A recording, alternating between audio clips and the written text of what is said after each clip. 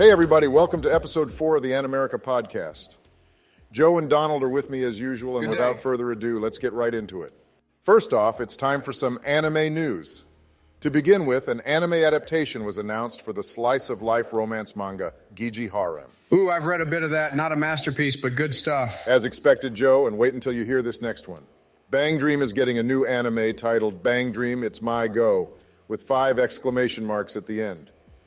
It's coming out this summer. Hell yeah. It was about time we got some new Bang Dream goodness. I admit it is my least favorite of the big idol projects like Love Live and Idolmaster, but it's still damn good. Joe, I swear you say it was about time for a new Bang Dream every year. Agreed, Donald.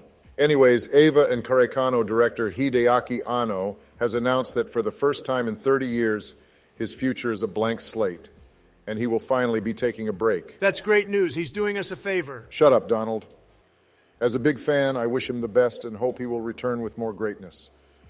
Besides that, HBO Max announced Rick and Morty the anime, and I think I can speak for all of us when I say we did not want this. I don't know what you mean. That sounds pretty hype. No, it doesn't, Donald.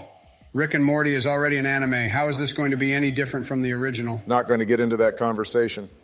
In manga news, Berserk is finally coming back with a new chapter, which should be pretty hype, and by hype I mean probably incredibly depressing. Lastly, Kaguya-sama and Oshi no co-creator Aka Akasaka is now writing a new manga called Renai Daiko.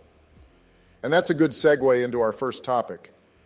Usually I would ask you guys what you've been watching, but I have to talk about Oshi no Ko. That first episode was amazing. Oh, really? It seemed like another repetitive idol show, so I didn't watch it. It's not, Donald. I wish it was. I wish it was like Love Live, but it's not. Oh yeah, sorry you had to experience that, Joe. It's really not your kind of thing. I was enjoying it so much for the first hour, but I think I'm going to have to drop it now. It was not what I wanted, not what I expected. You're not going to give it at least another episode? Well, maybe I might, since I don't have an actual feel for what the rest of the show is going to be like due to the first episode basically being a prologue. And you know, on one hand, I'm not a fan of that whole approach, but I'm also glad I didn't wait 3 weeks to be crushed and disappointed like that. That's fair. Unfortunately, it's on High Dive, the worst anime streaming service. The subtitles are like half a second out of sync for the whole thing. I should have waited until it was dubbed. No, I should have just not watched it in the first place. Who the hell has High Dive? All my homies are on 9anime. High Dive definitely isn't great. Hulu has the same problem, but at least they've got a better catalog. You can't be promoting piracy on here, though, Donald. We need to keep our sponsors. Who said I was using it for piracy? What the fuck else would you be using it for? Do you just use it to read the comments, or do you play the hentai games that appear from the pop-up ads? Aha, so you've used it too. Fuck. Anyways, let's get back to Oshi no Ko. It's going to be hard to talk about without spoilers, but I'll do my best. My only real complaint is that the kids were annoying the shit out of me in the middle of it. Like, damn, those are some grown-ass kids. They should know when to shut up. And I, for one, am glad they threw this all into one 90-minute episode. If it was split into 3 like normal, the 3-episode rule would be fucked with, since the rest of the show is going to be nothing like this prologue. Because of that, I imagine the hype is still going to die down a little once the show really gets going, though. Personally, though, I enjoyed the first episode so much that I went and binged the whole manga. Doga Kobo did a great job. In fact, I think the episode is even better than that part of the manga. It's damn near close to being a perfect premiere. There's a reason it's #1 on MyAnimeList right now. Oh yeah, I saw that. Absolute bullshit. Nothing should ever pass Full Metal Alchemist. It's a travesty. How is a single episode better than a 60-something episode series? It happens literally every season, Donald. It'll probably level off to something like an 8.7 by the time it ends. And you literally haven't even watched it yet, so you can't talk. Mal ratings are unreliable anyways. Why do you even care about them? How else am I supposed to know if a show is good? For example, if a show is less than a 6, what's the point? I agree, Donald. Ratings can be pretty whack sometimes, but usually bad shows are rated accurately. Actual written reviews, though, those are not good. I don't know, guys. A single number will never be able to communicate the actual quality of the show. You're right, though, Joe. Mal reviews are horrendous most of the time. I mean, most of them are harmless, just not very helpful. True. On the other hand, though, you've got annoying pseudo-intellectuals thinking they're the authority on anime, writing a whole thesis on why Akikon is the worst anime ever made. So you? Shut up, Donald. For example, there was this one review I saw where the dude starts off by talking about his alcoholism. The fuck? Has like 4 other paragraphs I didn't read, and ends it by saying he didn't watch the previous 2 seasons, and then gives it a 1 out of 10. Not informative in the slightest. How is that supposed to help? That's kind of fucked up, Barack. You can't say that without reading the whole review. It could have been the best review of all time, and you just skipped it. And we're just shitting on alcoholics now? Is that what this podcast has become? Look, I'm not here to pick fights with the dude, but I don't want to hear about your life story. I just want to know if the show is good. At least it's not one of those reviews that tries to be like the angry video game nerd, but takes themselves completely seriously and uses millions of slurs while not making a single legitimate point. Well, maybe it is one of those, I don't know. Those are the best ones, Barack. If I'm going to read something useless, it might as well be funny. Whatever. I just think it's sad how reviews aren't even reviews anymore. Back in the day, they were just meant to tell you if a show was worth watching or a game was worth playing and spending money on. Nowadays, I'll watch multi-hour YouTube reviews, which are fine, but they never even mention if they recommend it or not. I think you're the only one that cares this much, man. Yeah, I don't really check Mal for ratings. I just use it to list my stuff. I choose something to watch by just going on Crunchyroll and picking something that looks nice. I think the interest stacks and recommendation things on Mal are actually pretty cool, though. They're all right, I guess. I haven't really tried them. One time I saw someone recommend the end of Evangelion to people who had seen one of the SAO movies. So that was the last time I used that feature. I'm really thinking about just switching to AniList. Really? AniList? I can only take so much of Mal, man. Yesterday I saw an ODDTAXI review that said it was just a furry anime and gave it a 1 out of 10. I couldn't believe my eyes. That's what it is, though, isn't it? Well, it does have anthropomorphic animal characters, yes, but it's so much more than that. It's one of the best, most tightly written mysteries I've ever seen, and that's a high compliment coming from me. In fact, this is the Barack recommendation of the day. Go watch ODDTAXI. Not the movie, though. Nope, not watching a furry anime. I don't mind the animals, but I just don't like mysteries, so I'm going to stay out of this one. They're just too predictable. Give it a shot, please. And Donald, you can't say a show is bad just because you don't like how it looks. You'll get over it in like 2 episodes, trust me. The fuck are you on about? I never said it was bad. I just said I don't want to watch it. There's nothing wrong with not liking the look of a show. Sadly, I am going to have to agree with Donald again. Even if a show is the most amazingly written thing ever, it's hard to sit through if you just don't like the art style or the character designs. One Piece, for example, that shit looks ugly as all hell. I wouldn't watch it even if it just had 10 episodes. Exactly. Barack here tried to get me to watch Code Geass the other day, but I couldn't make it through the first episode. It looks like something a teenager in 2001 would draw, thinking it's the most badass thing ever, but without any actual skill. What? What does that even mean? I can't believe the clamp slander. He's right, Barack.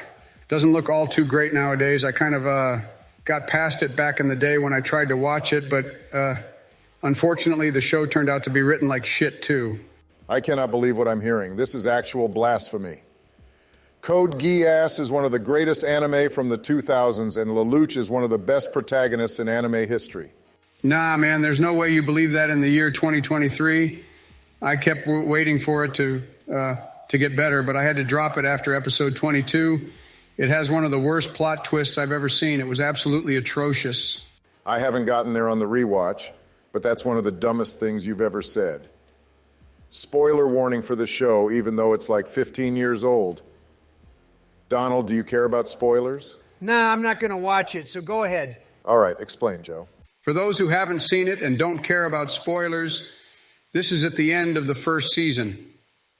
Our protagonist slash anti-hero Lelouch has this mind control thing called a Geass, and he is going to try and make a deal with the princess of the rivaling nation. Okay, so Lelouch finally comes to an agreement with Princess Euthanasia, or whatever her name is. And then this dude, who the show bends backwards to make look super smart, knowing it's possible to lose control of his Geass, says, yeah, I've got this crazy mind control power. I could even make you kill all the Japanese. And then his Geass just so happens to activate out of his control, and she, the most nice and wholesome character in the show, just goes and kills all the Japanese. And then Lelouch kills her because, you know, she's being a bit of a problem.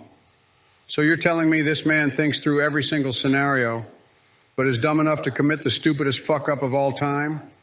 He could have said literally anything else. He could have said, I could even make you suck me off right now. And the series would be better off for it.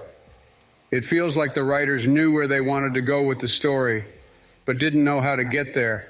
So they just used this stupid-ass contrivance. Wow, Joe, that's the most coherent I've ever heard you. Too bad your opinion is stupid as hell. He didn't use the Geass on purpose, but the way I think about it, he had already thought through that plan and knew it would work. He didn't want it to happen, which makes it tragic, but it's not like it came out of nowhere. In fact, it was the best way to achieve his goal. That literally didn't answer any of my complaints. Whatever, I'm still right. Let's get back on topic, though. We went way off track. All right, so besides Oshinoko, do you guys have anything to report on from the first 2 weeks of spring anime? Yeah, I think we were pretty accurate with our predictions a couple episodes ago, at least so far.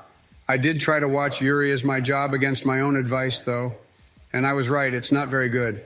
I love the manga, but I forgot how bad it started off. It's legitimately cringeworthy. It's hard to sit through. At least it's actual Yuri, as opposed to a certain golfing anime. I don't know, Joe. They could still turn out well. Wait, you watch Birdie Wing, Donald? Yes, I am a pro golfer after all. There may be a bit of a road bump for the romance in that show, but it's nothing they can't get over. If you say so. Nah, you guys got to watch some real Yuri, like Revolutionary Girl Utena. I'm really not into Yuri, but that one is an absolute classic. I've been meaning to watch that. I'll give it a shot. My personal favorite is Yuru Yuri, though. I think everyone besides Donald could enjoy that one. I think we've even got a figure of it somewhere over here. Wait, really? I never noticed. Barack, didn't you set up the studio? How could you not notice something you put there? No, the studio was already set up when I got here. We didn't have to do any work. We really just lucked into it. Oh, all right. Also, Joe, why do you think I wouldn't like Yuru Yuri? I love girls. You're going to think it's boring. I know your taste, man. All right, let's move it along. Donald, you been watching anything fun? Yeah, the Cafe Terrace and its goddesses has been peak. It's not the greatest harem ever, but the important scenes clearly have a lot of passion put into them. I mean, the first time we meet the girls, they're all naked. What more can you ask for? The plot is kind of meh, but that's obviously not why I'm here. I never should have asked. Not even the best girls of the season, Donald. You have to watch Magical Destroyers. Oh yeah, Joe, I can't believe you were onto something with that one. I'm not super invested in the story so far, but it's been pretty fun. They get really creative with the animation and imagery. Plus, the OP is a banger. Excited to see where it goes. See, this guy gets it. All right, now it's time for this week's audience questions. Seraphimon44 wants to know what we think the best anime fight scenes are. Donald, let's start with you. Let's see, I could be basic and say Naruto versus Sasuke, but no, the fight from Boruto episode... Shut the fuck up, Donald. We all know nothing from Boruto is better than Naruto. In fact, nothing from Boruto is better than the average isekai that comes out every season. That's absolute cap, but fucking fine. I'll say Naruto versus Sasuke if you're going to be a dick about it. There's no way Naruto has the best fight scene in anime history. You've only watched like 20 episodes, Joe. Any Naruto opinion you have is invalid. Not true. The fight scenes were the reason I stopped watching. They were fighting on that bridge for like 3 episodes just talking about what they were going to do instead of actually doing anything. It's why I hate shonen action scenes, and from what I've seen, Naruto is the most atrocious with it. Naruto is in the middle of a fight, and we get an inner monologue like, if I put my left arm in, my left arm out, do the hokey pokey, and turn myself around, my blind spot will be open, and they will kill me if I don't slightly duck down 4 centimeters, 3.1 seconds in advance. And then it cuts to a 15-minute flashback of that one time he pissed himself as a kid. It completely destroys the pacing. Yeah, I hate it when they do that. Those lines are necessary in the manga so you can understand what's happening in the fight, but they need to take it out of the anime. We know what's happening. It's animated. We can see it. Stuff like Afro Samurai is great because they just show the fight instead of telling it to us. First of all, you guys are being too dramatic about it. Sure, it can get annoying sometimes, but it can create tension and add to character by telling us how the character thinks. It's not a problem for me. Either way, Naruto versus Sasuke is just straight fighting for the most part, so you just brought that up for no reason. I probably don't need to explain why it's so good for the audience, but to make it simple, it's the culmination of a whole lot of emotion from the characters, and it hits perfectly. The whole series built up to that moment, and they just let it happen. I'm not insane enough to get that far in Naruto, but I have seen that scene on YouTube, and yeah, it's not bad. Personally, I think there is no real best fight scene in anime. It's too hard to pick.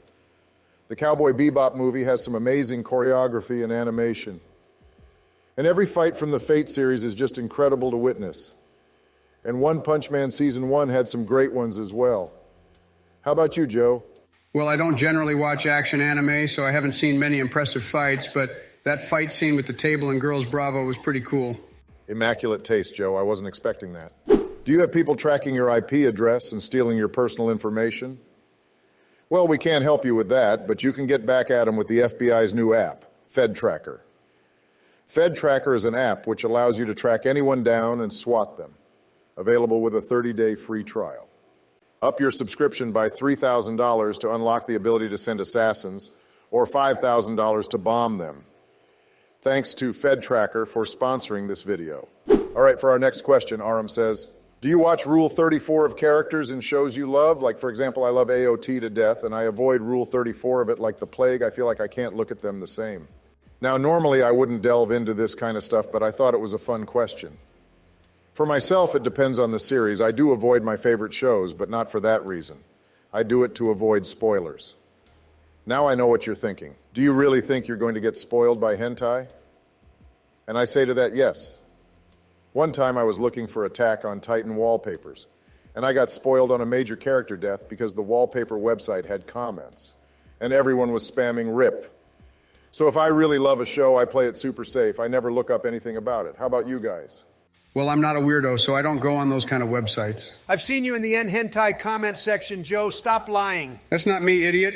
If the White House found those to be real, I'd be out of a job. I wouldn't be surprised if they were covering it up. Anyways, to answer the question, no. Nothing keeps me away from the Rule 34. There are no exceptions. Donald, how would it be covered up if you can clearly see the comment on the website? All right, next up, Fraga wants to know our opinions on video game anime adaptations. I already touched on this a bit with Persona 5 in Episode 1, but I gotta say they usually don't turn out very well. A lot of video games rely on you being the player character, which creates a really unique experience. Take the player out of it, and you're just watching a watered-down version of the game that is a lot less compelling than usual. The new Nier Automata anime has been pretty good, though. Man, that game is so overrated. I don't hate it, but people call it the deepest, most philosophical game ever, and I couldn't care less. I just want to play the hot girl and kill the bad guy. And I hate when you have to play as 9S. That motherfucker is so annoying. I do not care about your opinion, Donald. Clearly, people just enjoy it for different reasons than you. You don't have to get heated about it. Why not? I have the right to be angry. Whatever, I think the adaptation has been pretty good so far. I wonder what they're going to do with the ending. That's why I decided not to watch it. The Nier series is special because it utilizes different gameplay styles and, most importantly, different endings. You have to play it multiple times for the full experience, and each playthrough is a new experience. That's just not going to translate to any other medium. Okay, dude, why can't you just enjoy things? You know, I wish I could. I wish I could just enjoy things.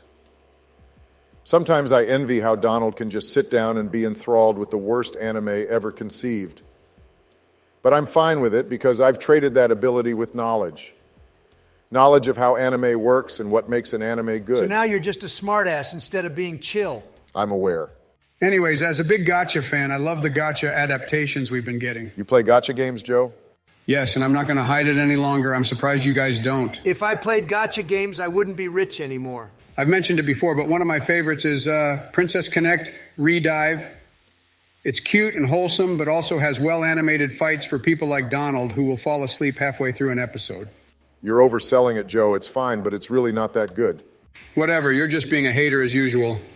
I do not value your opinion in the slightest. I hope you know that. I'm not being a hater. I just simply refuse to watch a gacha game adaptation that's not Fate Go.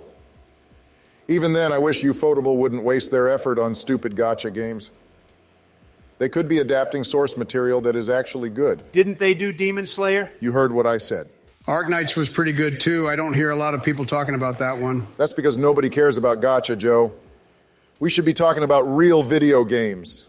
I remember being super excited to watch Danganronpa the animation, and then it just turned out horrible. I don't know what I expected, but they just rushed through everything with no emotion. Yeah, I heard that was pretty bad. But I've also heard it's how people got into the series, which is interesting, I guess. When was the last time you saw a good video game to anime adaptation, though? Seriously, there's so many bad ones. Shenmue was lame, Devil May Cry was lame, Bayonetta was lame.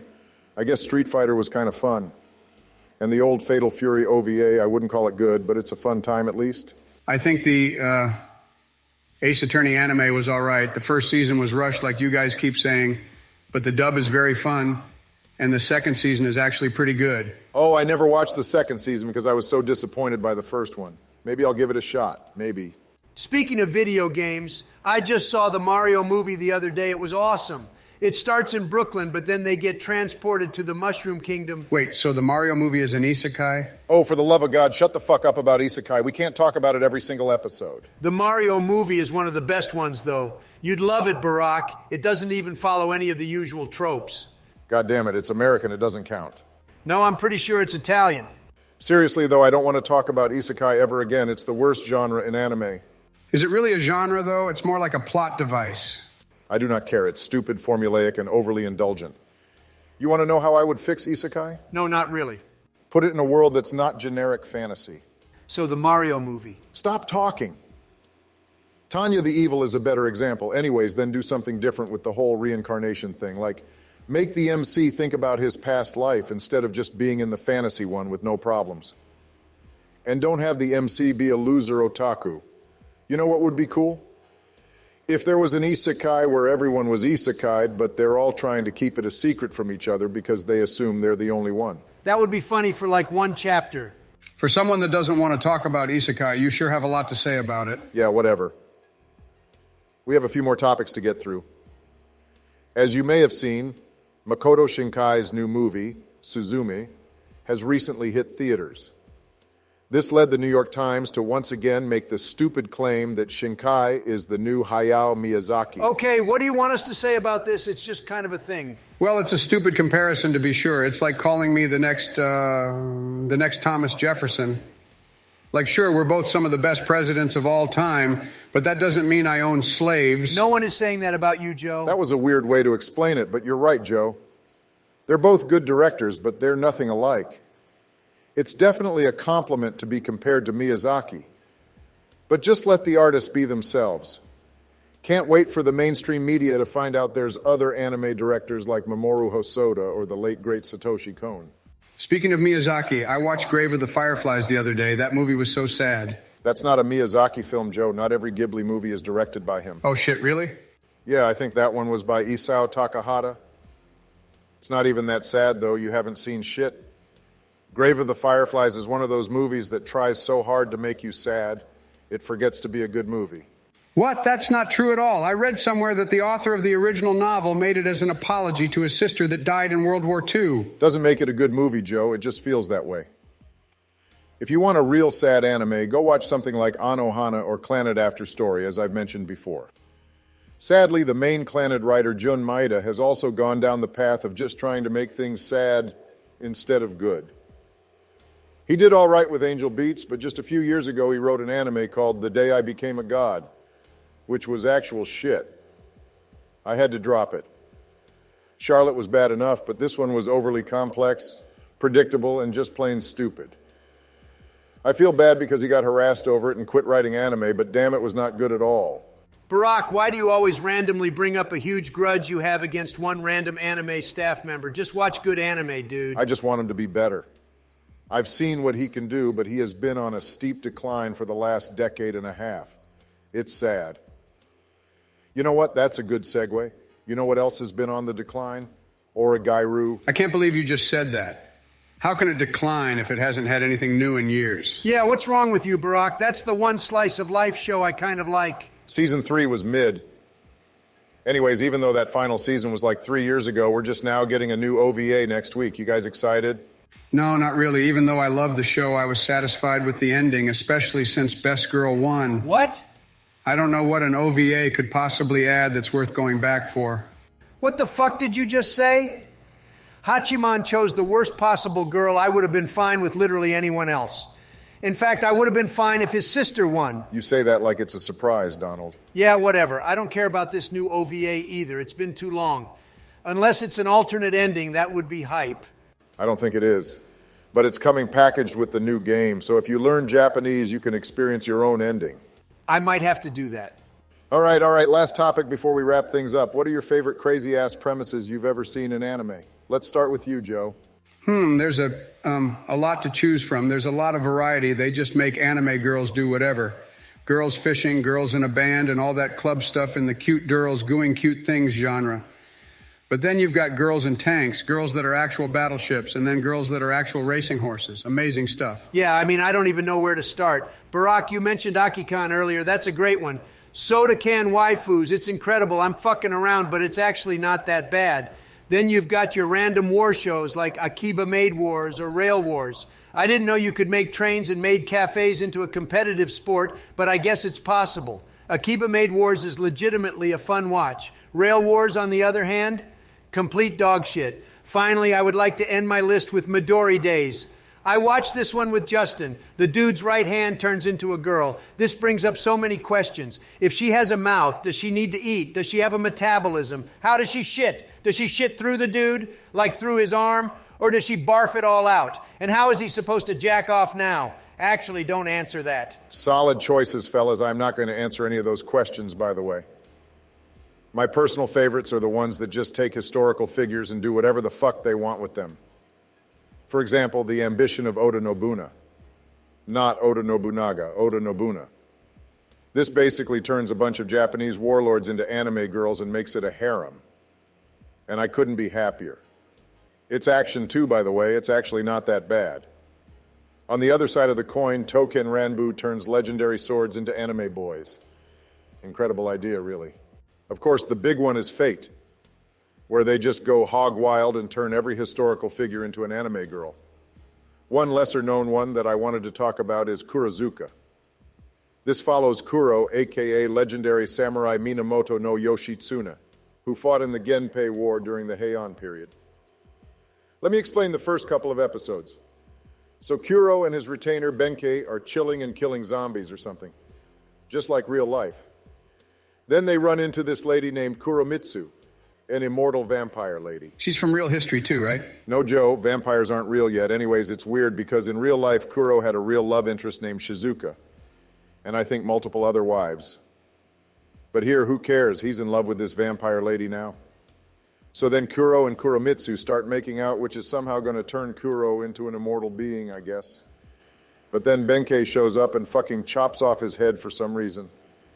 And when Kuro wakes up... What do you mean he wakes up? Didn't he get decapitated? Don't worry about it. After he wakes up, he finds himself in post-apocalyptic Japan. So this anime is about legendary samurai Minamoto no Yoshitsune from the 1100s going around post-apocalyptic Japan to find his vampire lover. Who the fuck came up with this idea, and why do I want to keep watching? That sounds weird as hell, Barack. Your taste is all over the place. Anyways, can I mention one last anime before we end the episode? Yeah, sure, go ahead. This one isn't out yet, but it's been announced. It's called Heat the Pig Liver. Let me read you the synopsis on Mal. An unappealing otaku awakens in the body of a pig after he passes out while eating raw pig liver. The pig finds himself in the company of Geass, an innocent girl who can read people's minds, and she accepts him despite his boorish thoughts, although she does plan to eat him. When Geass is in danger of succumbing to a dark destiny, can Pig save her using only his quick wits, wisdom, and refined sense of smell? What? No comment. It's time to wrap things up. Before we go, I have to mention that Joe has marked all of next week as nap time, so there will be no episode next week. It's true, it is necessary. I guess it's time to read off our Obamnamaba tier patronizers now. Jonas, Henry Nelson, Nero 9112, Ruben, Serial Convert, Justin C, Snag, Super Satinson, and Rainy Blue. If you want to be cool, join the Patreon like these kind folks. That's right. See you next episode for some more bullshit.